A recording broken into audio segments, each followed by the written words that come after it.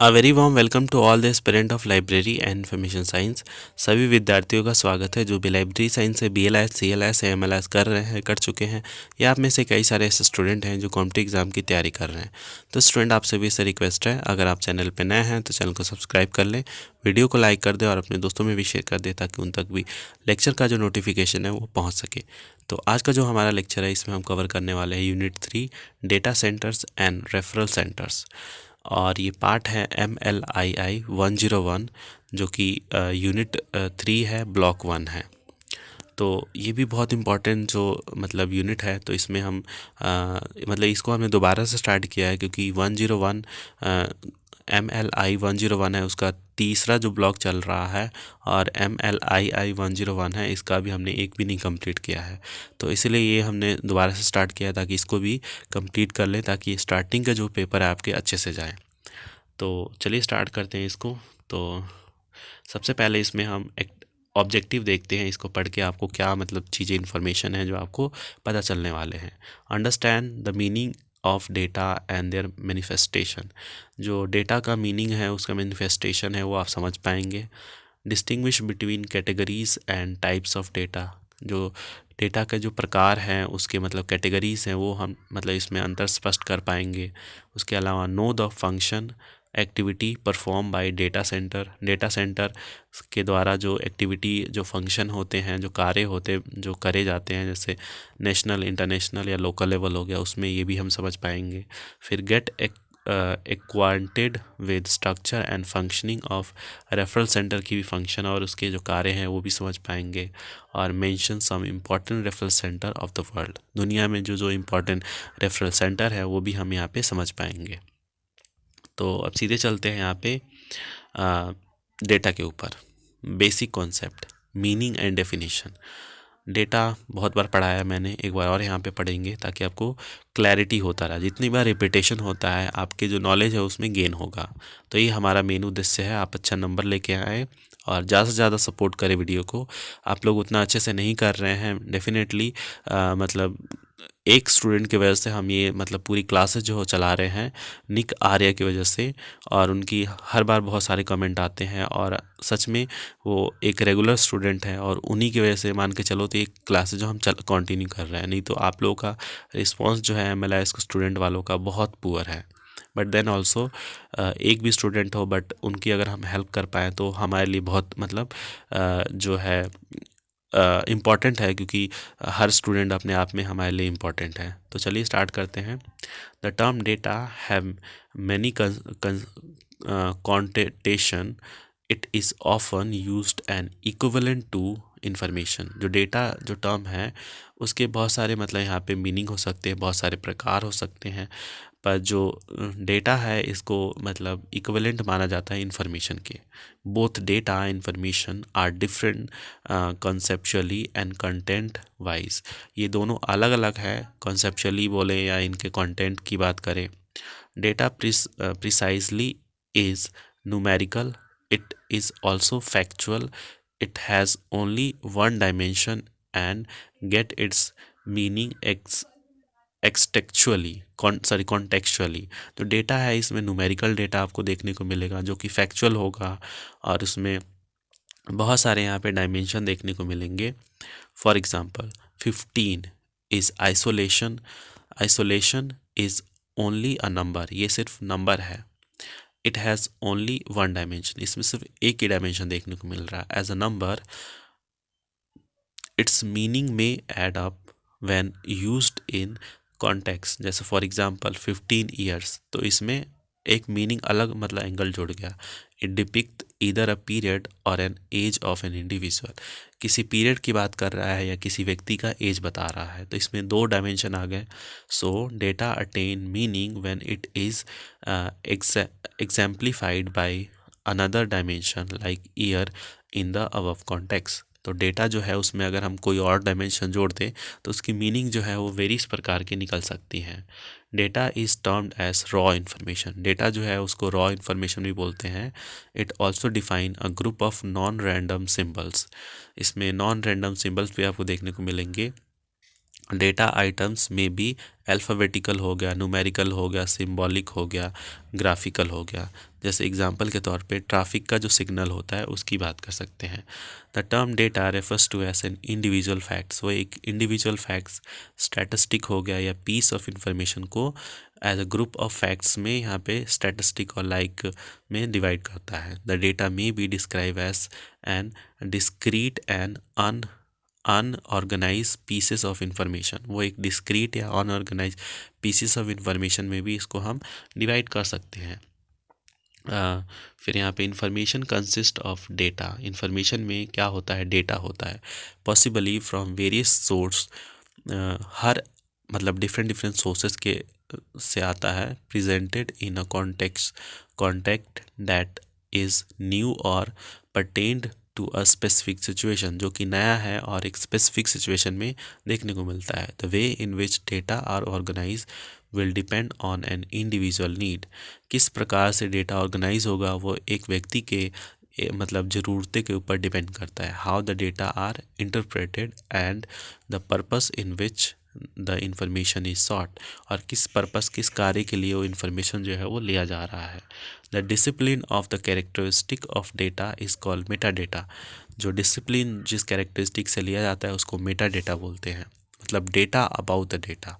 This metadata is the prerequisite for the measurement of data quality, वो measurement जो होता है data quality के अंदर से जो डेटा है वो निकाल के हमें बताता है। The relationship of meta data is comparable to the relationship between products description and manufacturer products, मतलब हर तरफ से आपको डेटा यहाँ पे देखने को मिलता है।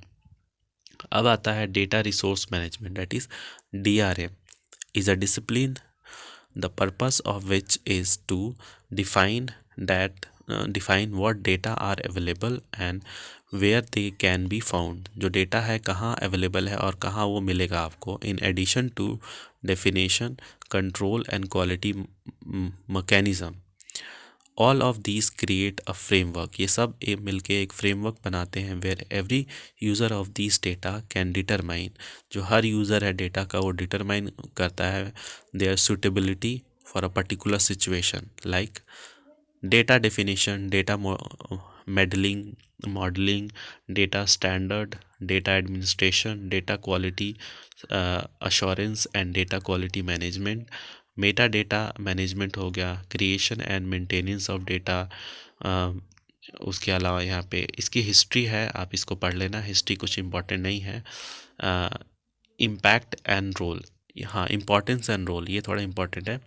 तो scientific knowledge is build upon the Edify created by it's procedures, the success of new research depends on the availability of result of earlier research, जो सक्सेस है किसी भी रिसर्च का वो डिपेंड करता है पहले जो रिसर्च हुए थे उसके ऊपर। The result would be appropriately evaluated and systematically compiled, जो रिज़ल्ट है वो अप्रोप्रिएटली एवोल्यूएट किया जाता है और सिस्टमेटिकली इसको कंपाइल किया जाता है to facilitate their easy retrieval and access, आसानी से उसको मतलब प्राप्त कर पाएँ और उसको एक्सेस कर पाएँ।